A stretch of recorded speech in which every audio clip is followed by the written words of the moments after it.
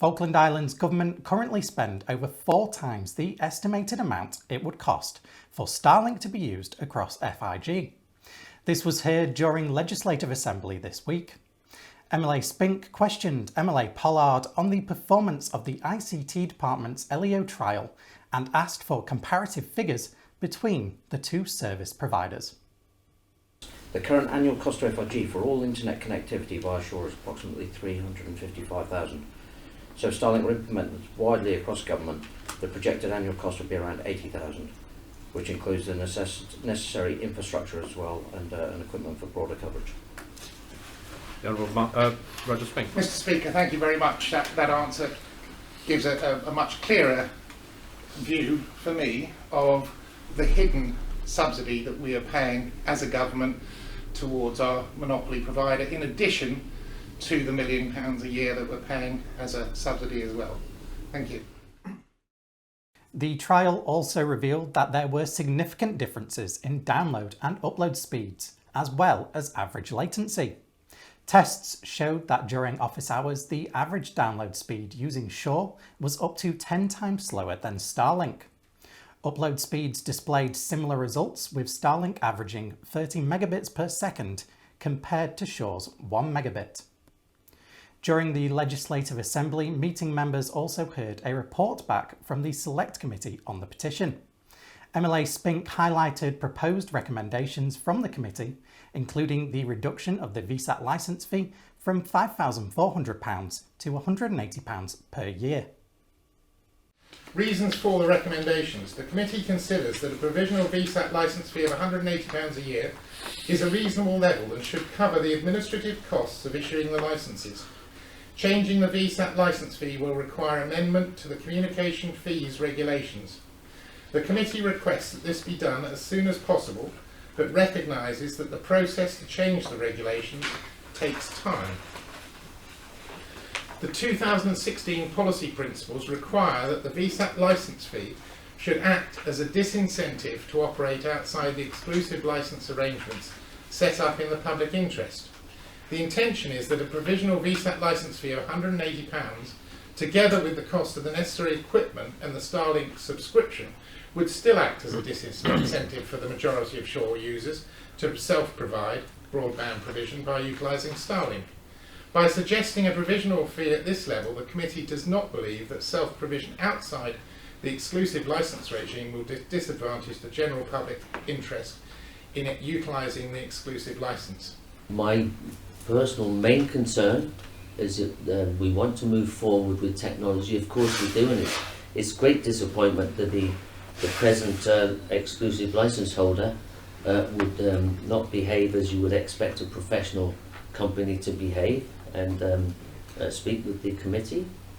But I would really like to assure people that that we are aware, or I'm certainly aware, that there are many people who do not require technology at the level that this particular provider would bring to the islands, and that we've always got to think about those who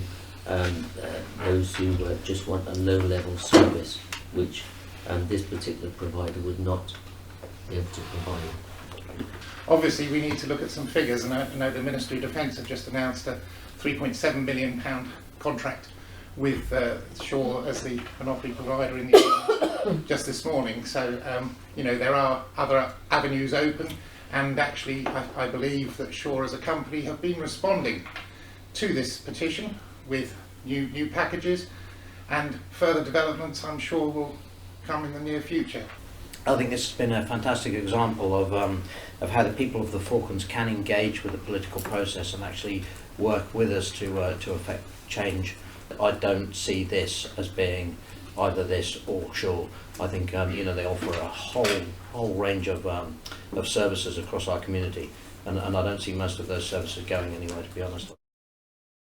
Members accepted the report and referred it to Executive Council for further action, with a further report to be received back to Legislative Assembly within 6 months. Stay tuned after this week's show to hear the Select Committee report.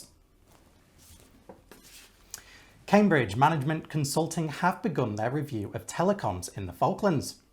The consultants have been meeting representatives from groups such as FIG and Shaw.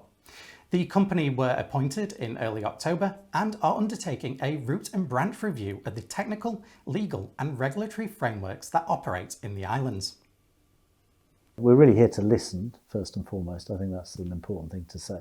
So we haven't come, I understand the islands had many different consultancies and different guises, and people come here, travel a long distance for a short period of time, make some pronouncements on what should or shouldn't be happening and then leave. And we don't want to be like that. We're here for 3 weeks, meeting the MLAs, executives, key business leaders, key people from the government like the CEO and directors, to really start to get under the skin of sort of what's happening in the islands, and really to listen as to what's good, what's suboptimal, what are the things that should change. And our main piece of work is looking at the future. What do the islands really need in the future in terms of telecommunications? The other thing that we're doing is we've been asked to look at the select committee output and the VSAT license. So we're looking at that now as well, so that we can really help guide the government and help the policy work and the policy decisions around that, which I know are really, really important to people of the islands right now. So I think early in the new year we'll start to see some progress from that.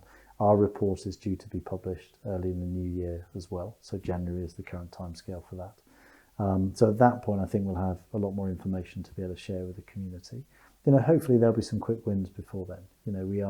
There are some things that I think Shaw can be doing. I think there's some things that the government can be doing. There's some things that can improve things in the meantime. So we'll make those suggestions quietly behind the scenes. So hopefully people will start to see some of those changes as well soon.